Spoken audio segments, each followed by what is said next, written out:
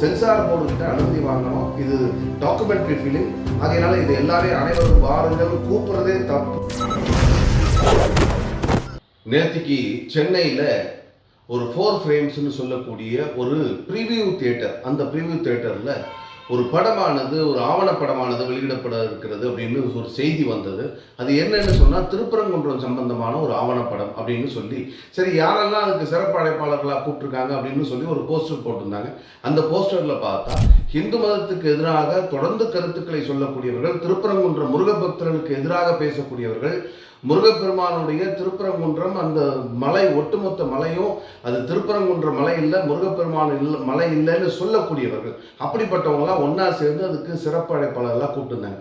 அதில் யாருன்னு பார்த்தா தமிமுன் அன்சாரி, அதே மாதிரி நடிகர் கருணாஸ், ஒரு எஸ்டிபிஐ கட்சியிலேருந்து ஒரு ஆள் சத்யராஜ், இந்த மாதிரி பல பேர் முக்கியமானவர்கள். இவங்க எல்லாருமே இந்து மதத்துக்கு எதிராக தொடர்ந்து பேசக்கூடியவர்கள். அதே மாதிரி நம்முடைய திருப்பரங்குன்றம் மலைக்கு எதிராக செயல்படக்கூடியவர்கள். அப்படி இருக்கவங்க, அதுவும் கம்யூனிஸ்ட் கட்சியை சார்ந்த கனகராஜ், இவங்கெல்லாம் கூப்பிட்டுருந்தாங்க. இந்த செய்தியை பார்த்த உடனே நேற்றுக்கு சாயந்தரம் 6 மணிக்கு ப்ரிவியூ வரதா இருந்தது. உடனடியாக இந்த செய்தியை பார்த்த உடனே நேற்றைக்கே நாம் அந்த பகுதியை சார்ந்த நம்முடைய இந்து முன்னணி பொறுப்பாளர்கள் வள்ளூர் நுங்கம்பாக்கம் போலீஸ் ஸ்டேஷனில் கொண்டு போய் ஒரு புகாரை கொடுக்குறாங்க. இது அனுமதிக்கக்கூடாது, இந்த வழக்கானது திருப்பரங்குன்றம் சம்பந்தமான வழக்கானது நீதிமன்றத்தில் இருக்கிறது, ஆகையினால் இது சம்பந்தமான ஒரு ஃபைல் வரக்கூடாது. அதே மாதிரி அதனுடைய அனுமதி இலவசம், அனைவரும் வாரீர்னு போட்டிருக்காங்க.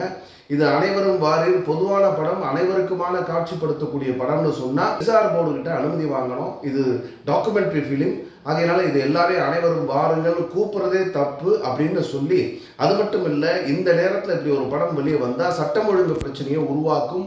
இங்கே வரக்கூடியவர்கள் அத்தனை பேரும் இந்த படத்தை ஆதரித்து கருத்து சொல்கிறதுக்கோ இல்லை பார்க்கறதுக்கு வரக்கூடிய அத்தனை பேரும் இந்து மதத்துக்கு எதிராக திருப்பரங்குன்றத்தில் தீபம் ஏற்ற வேண்டும் என்ற நீதிமன்ற தீர்ப்புக்கு எதிராக பேசக்கூடியவர்கள், பேசி கொண்டிருக்கக்கூடியவர்கள்.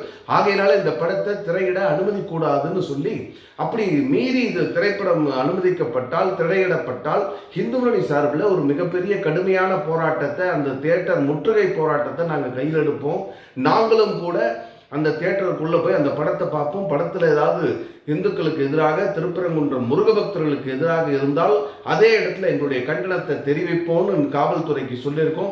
அதே மாதிரி அந்த தியேட்டரில் யார் ஓனரோ அந்த தியேட்டர் சார்பில் நிர்வாகத்திற்கு ஒரு கடிதமும் கொடுத்தோம். இந்த தியேட்டரில் படம் வெளியிடக்கூடாதுன்ற கடிதமும் கொடுத்தோம்.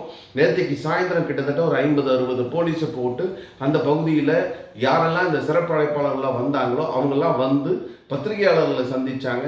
அந்த இருக்கக்கூடிய நம்முடைய எதிர்ப்பின் காரணமாக அங்கே இருக்கக்கூடிய தியேட்டர் சார்ந்தவர்கள் அந்த படத்தை திரையிட முடியாதுன்னு மறுப்பு தெரிவித்த காரணத்தினால அந்த படம் நேற்றைக்கு அந்த டாக்குமெண்ட்ரி ஃபிலிம் ஆனது ஒளிபரப்பப்படவில்லை, திரையிடப்படவில்லை. இது முருக பக்தர்கள் ஒன்றா சேர்ந்தால் ஒரு மிகப்பெரிய வெற்றியை கொண்டு வர முடியும் அப்படிங்கிறதுக்கான உதாரணம் இது.